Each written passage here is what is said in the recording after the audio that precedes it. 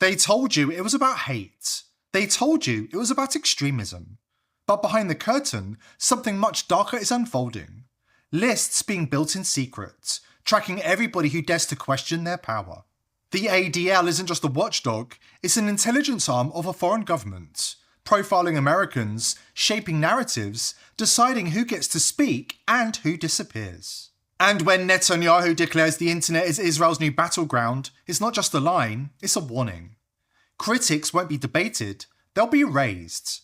Lives rewritten, voices buried. Because this war isn't fought with tanks or missiles anymore, it's fought with data, surveillance, and fear. The question isn't if they'll come for you, the question is, will you be ready when they do? Today's video is brought to you by VP.net, the only VPN I trust to keep my data private. VP.net is built with unbreakable zero-logging architecture. That means hostile states can't spy on you, no matter how hard they try. Their support also really helps to keep this channel on the air. Please visit vp.net/TPV to find out more. The ADL claims to be an American civil rights organization, but the real question is, whose interests are they actually defending? In interviews, CEO Jonathan Greenblatt has ordered Jews to preserve their cultural identity by only having babies with other Jews, warning that intermarriage weakens Jewish cultural traditions. Nothing wrong with caring about heritage. But here is where it gets very interesting. At the same time, the ADL pours millions of dollars into pushing diversity campaigns across the US, teaching children that resistance to intermarriage is hate. 2 messages, 2 audiences, 1 organization. This is standard practice from the organization that spends millions of Israeli dollars on opposing Trump's border wall and keeping the border open, while staying quiet about Israel's own strict border policies and demographic laws. Who are they really serving? The CEO finally slipped. The mask came off for a moment, and the truth showed through. He forgot the script, forgot what country he was supposed to be speaking for. And in that moment, we saw it. The organization that calls itself American is serving another master altogether. Our entire ethos is not harming others. It's, again, creating a better world. This is fundamental to our tradition for thousands of years. And so the idea that our national anthem would be the Hatikva, would be the hope. I should say it's the Israel's national anthem. So the idea that our national anthem would be the Hatikva, would be the hope. I should say it's the Israel's national anthem. The ADL is now attempting to rewrite history and build a narrative against Christians and conservatives, branding those with a Christian identity as dangerous extremists and framing the Bible itself as hate speech. Anti-Semitism is a bit of like a virus. And like some viruses, it exists in the kind of body politic and it's dormant, like chickenpox. You get chickenpox as a young person, and then after the kind of inflammation subsides, it's still in you. And it can manifest again when you're older because of stress or age as shingles. Although you can get inoculated and you can prevent that from happening. So I think anti-Semitism is similar. It's like this contagion.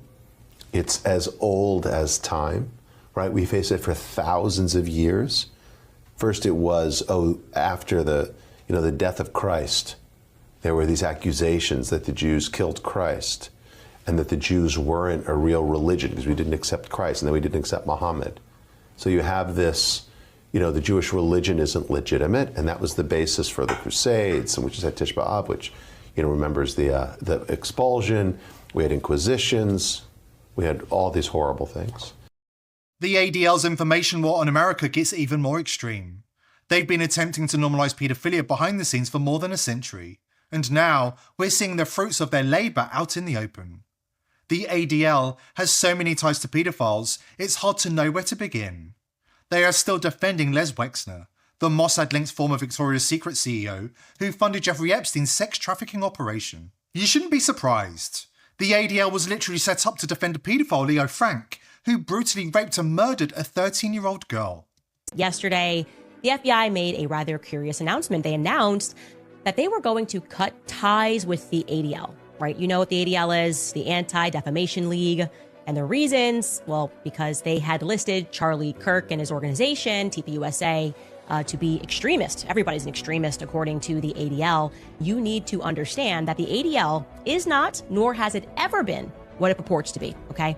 purports to be, oh, we're just looking out and hate speech and extremism. No. The reality is the ADL was born out of a Jewish Freemason organization known as B'nai B'rith. Sigmund Freud was in B'nai B'rith, and the ADL was born out of B'nai B'rith. Why?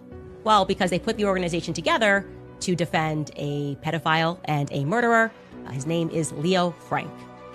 Leo Frank was an unbelievably wealthy Jewish factory owner down in Atlanta. And this is 1913. It's very relevant. You should know this happened in 1913. And this is the American South. You know what was going on there. And Mary Fagan was a 13-year-old girl who worked at his pencil factory. She was found brutally raped. Okay, she's a Catholic girl, by the way. I want to say that. She was a young Catholic girl.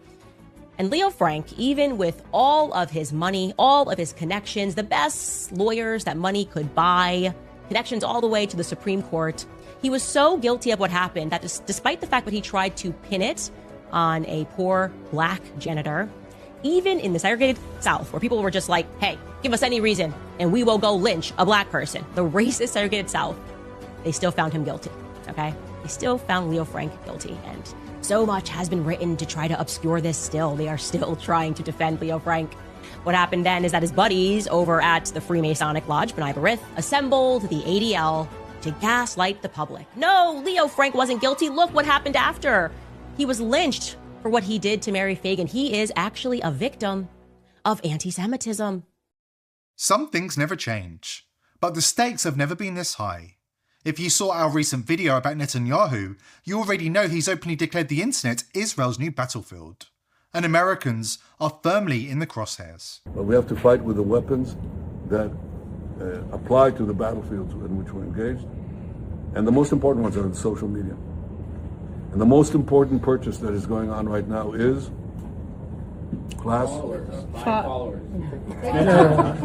TikTok. TikTok, number one. And I hope it goes through because it can be consequential. And the other one, what's the other one that's most important? X. Exactly. Very good. Israel is policing American speech by hijacking algorithms, gutting the First Amendment, and silencing critics. This isn't speculation. According to Netanyahu's own words, Americans who refuse to comply with the Israel First agenda aren't just risking censorship, they're risking hacks exposure and worse. Because, as Netanyahu himself admitted, they can hack everything. With the click of a button, you can bring down nations to their knees very rapidly, if you so desire, and if you're willing to take the risks. Because every system can be hacked. Our airplanes, our hospitals, our cars, our banks. Actually, the most important word here is our data banks. They can be hacked. What are the data banks? Netanyahu isn't speaking in metaphors, he's talking about VPNs, the vault of the world's secrets. Over 1.6 billion people use them and believe they're safe, invincible, and untouchable. They think their private lives, their searches, their messages are locked away. But here's the problem. Those vaults have been compromised. The very tools designed to shield you have been hijacked and weaponized. This isn't a war you can see, it's fought in the shadows, where your data becomes the ammunition. Your thoughts, your movements, your passwords, every secret you trusted to stay private, mapped, tracked, weaponized against you. Most Americans don't even realize they're on the battlefield. But make no mistake, you are the target. The internet is the new front line. And unless you act, you've already lost. But here's the chilling truth. Israel has seized control of the very tools you trusted to keep your private life hidden. Take Cape Technologies. One company now quietly owns the world's biggest VPN brands, CyberGhost Private Internet Access, ZenMate, ExpressVPN, and more. In less than a decade, they've consolidated the industry under a single umbrella. But here's the thing they won't advertise. Cape was formerly Crossrider, a Tel Aviv-based tech firm notorious for spreading malware, hijacking browsers, harvesting user data. And then after scandals, they rebranded as Cape and pivoted into VPNs. And now, more than 1 billion people are paying them for privacy protection. The fox is running the henhouse. It's beyond shameless. The founder, Teddy Sagi, is not only one of Israel's richest men, he's a convicted fraudster who bankrolls the IDF and brags about staffing his companies with veterans from Israel's most notorious intelligence units, Unit 8200, the cyber espionage wing specializing in blackmail and mass surveillance, and Dovdevon, the undercover commando unit trained in assassinations. You've been told that your data is secure. That's a lie. Your secrets aren't locked away. They're sitting in a dragnet built by the same operatives who work for the man who just declared the internet is Israel's new battlefield.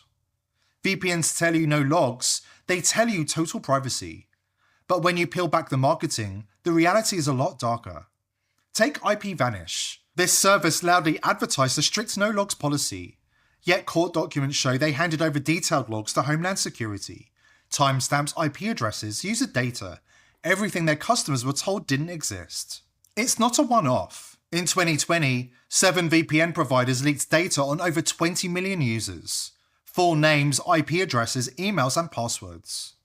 These were companies plastered with no-log slogans. All of this points to one harsh reality. The VPN industry has become a massive global scam. If you're relying on a traditional VPN, cancel it immediately.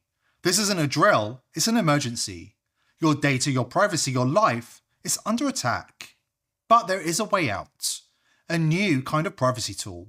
Trustless by design, and engineered so even the operators can't spy on you. No Israeli intelligence, no hidden backdoors, no compromat. This is where the tide turns. VP.net returns the control to you. While traditional VPNs ask you to trust their promises, VP.net removes trust from the equation entirely. It's the world's first zero-trust VPN, a system so advanced it's mathematically impossible to log your data, even if the feds put a gun to their heads. Here's how. Hardware isolation. VP.net uses Intel SGX secure enclaves, hardened hardware compartments that physically separate your real identity from your VPN activity. Zero correlation. Inside these enclaves, it's mathematically impossible to link who you are with what you do online. Cryptographic proof. VP.net doesn't just promise, it gives you verifiable proof. Every privacy claim is backed by math, not marketing. Open source transparency. As the Russians say, trust but verify. All client code is fully auditable on GitHub. Anybody can inspect it, verify it, tear it apart, because there's nothing hidden. This isn't just a better no-logs policy, this is zero-trust privacy, where verification replaces faith. It's been engineered so that logging your data is cryptographically impossible. And that's only the start. Kill switch protection automatically blocks your internet if the VPN disconnects. No accidental leaks. Anonymous registration lets you sign up without personal info using anonymous payment methods. VP.net has no interest in who you are. Military-grade encryption secures your data in transit. Multi-device support connects all of your devices simultaneously with one account. Head to vp.net/TPV, just $5 a month, and shut the eyes of Big Brother forever. They were monitoring you. With VP.net, that era is over.